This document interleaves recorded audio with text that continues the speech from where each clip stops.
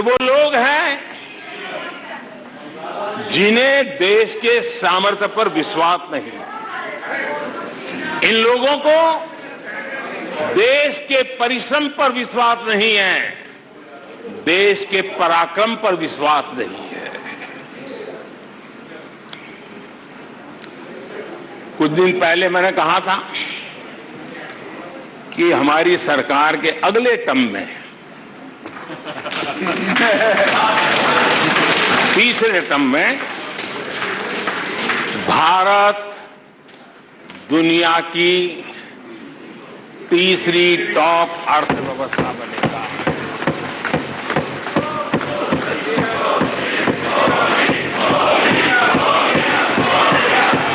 आदरणीय अध्यक्ष जी, आदरणीय अध्यक्ष जी, अब देश के भविष्य पर थोड़ा सा भी भरोसा होता जब हम ये क्लेम करते हैं कि हम आने वाले 5 साल में नए तीसरे टर्म में हम देश की इकोनॉमी को तीसरे पर लाएंगे, तो एक जिम्मेवार विपक्ष क्या करता? वो सवाल पूछता, अच्छा भाई बताओ, निर्मला जी बताओ कैसे करने वाले हो, अच्छा मोदी जी बताओ कैसे करने वाले हो, आपका रोड मैप बताओ। ऐसा करते। अब ये भी मुझे सिखाना पड़ रहा है। लेकिन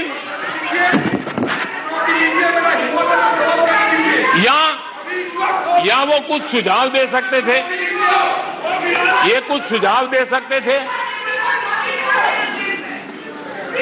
या फिर कहते हम चुनाव में जनता के बीच जाकर के बताएंगे कि ये तीसरे की बात करते हैं, हम तो 1 नंबर पे लेके आएंगे और ऐसे ऐसे लेके कुछ तो करते यार। लेकिन हमारे विपक्ष की त्रासदी ये है, और उनके राजनीतिक विमर्श पर गौर कीजिए। कांग्रेस के लोग क्या कह रहे हैं? अब देखिए कितना कल्पना दारिद्र्य है। इतने सालों तक सत्ता में रहने के बाद भी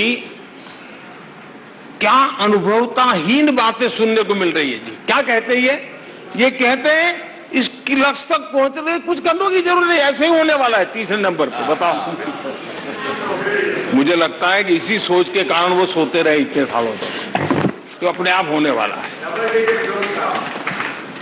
वो कहते हैं बिना कुछ किए तीसरे पहुंच जाएंगे, और कांग्रेस की माने अगर सब कुछ अपने आप ही हो जाने वाला है, इसका मतलब है कांग्रेस के पास न नीति है, न नियत है, न विजन है, न वैश्विक अर्थव्यवस्था की समझ है, और न ही भारत के अर्थ जगत के ताकत का पता है। और इसलिए सोए सोए सब हो जाएगा। यही एक आदरणीय अध्यक्ष जी, ये वजह है कि कांग्रेस के शासन में भारत गरीबी और गरीबी को बढ़ाता गया। 1991 में देश कंगाल होने की स्थिति में था। कांग्रेस के शासनकाल में अर्थव्यवस्था दुनिया के क्रम में 10, 11, 12 इसके बीच में झोले खाती थी, झूलती रही थी। लेकिन 2014 के बाद भारत ने टॉप 5 में अपनी जगह बना ली।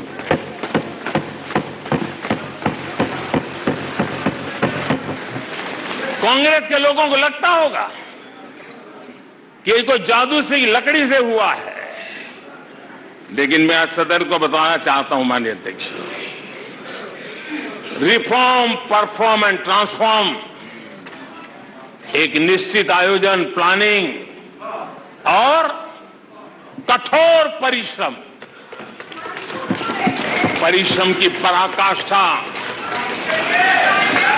और इसी की वजह से आज देश इस मुकाम पर पहुंचा है। और ये प्लानिंग और परिश्रम की निरंतरता बनी रहेगी। आवश्यकता अनुसार उसमें नए रिफॉर्म होंगे और परफॉर्मेंस के लिए पूरी तरह ताकत को लगाया जाएगा और परिणाम ये होगी कि हम तीसरे नंबर पर पहुंच के रहेंगे। आदरणीय अध्यक्ष जी, देश का विश्वास मैं शब्दों में भी प्रकट करना चाहता हूं और देश का विश्वास है कि 2028 में आप जब अविश्वास प्रस्ताव लेके आएंगे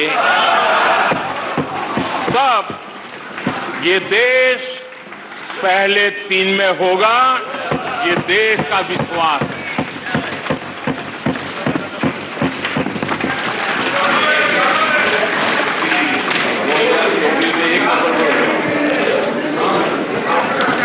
आदरणीय अध्यक्ष जी,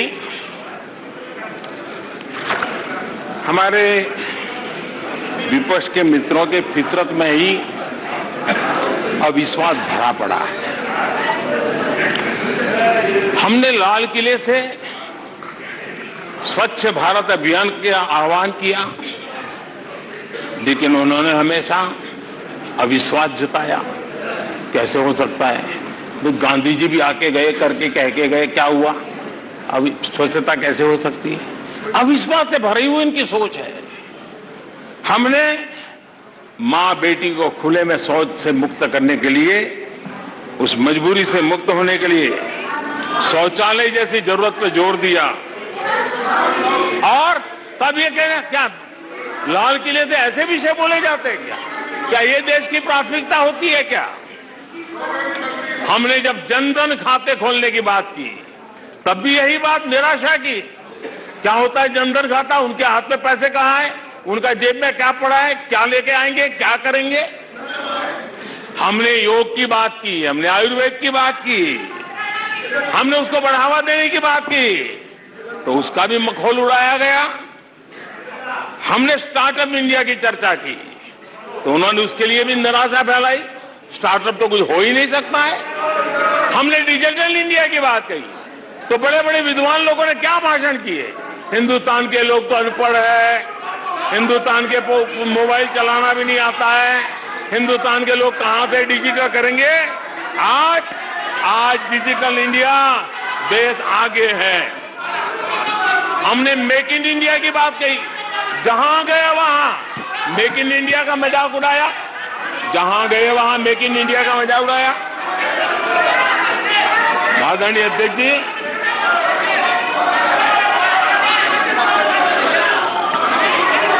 कांग्रेस पार्टी और उनके दोस्तों का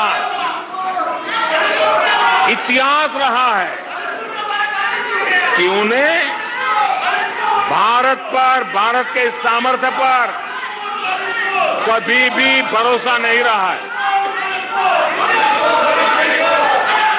भाषण पूरा नहीं हुआ। आदरणीय अध्यक्ष जी, और ये विश्वास किस पर करते थे? मैं जरा आज सदन को याद दिलाना चाहता हूं।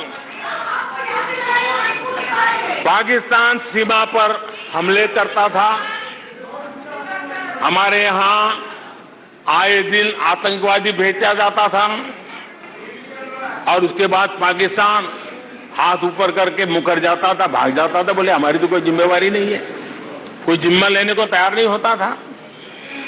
और इनका पाकिस्तान से ऐसा प्रेम था कि वो तुरंत पाकिस्तान की बातों पर विश्वास कर लेते थे।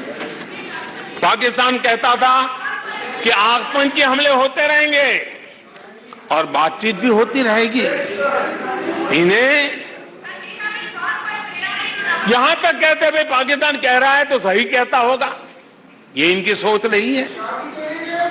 कश्मीर आतंकवाद की आग में दिन रात सुलग रहा था, जलता था, लेकिन कांग्रेस सरकार का काम कश्मीर के आम नागरिकों पर विश्वास नहीं था। वे विश्वास करते थे हुर्रियत पर। वे विश्वास करते थे अलगवादियों के पर, वे विश्वास उन लोगों पर करते थे जो पाकिस्तान का झंडा लेकर के चलते थे। भारत ने आतंकवाद पर सर्जिकल स्ट्राइक किया, भारत ने एयर स्ट्राइक किया। इनको भारत की सेना पर भरोसा नहीं था, उनको दुश्मन के दावों पर भरोसा था। ये इनकी प्रवृत्ति थी।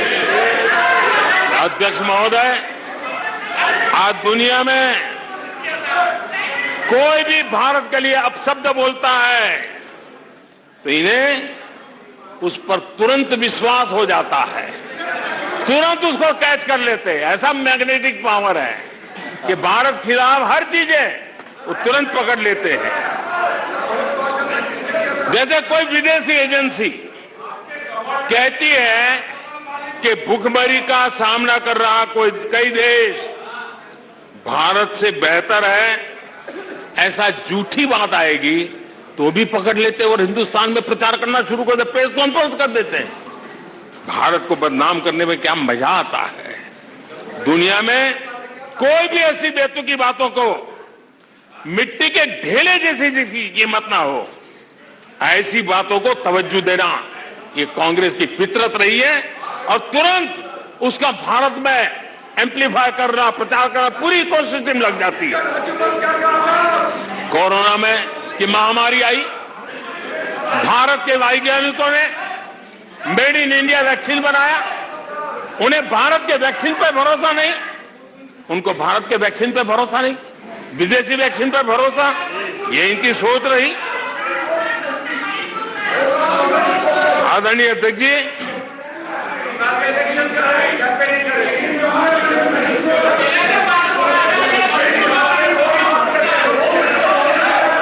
देश के कोटि कोटि नागरिकों ने भारत के वैक्सीन पर विश्वास जताया। इनको भारत के सामर्थ्य पर विश्वास नहीं है, इनको भारत के लोगों पर विश्वास नहीं है। लेकिन इस सदन को मैं बताना चाहता हूं, इस देश का भी, भारत के लोगों का कांग्रेस के प्रति नो कॉन्फिडेंस का भाव बहुत गहरा है। कांग्रेस के प्रति नो कॉन्फिडेंस का भाव बहुत गहरा है भारत के लोगों में।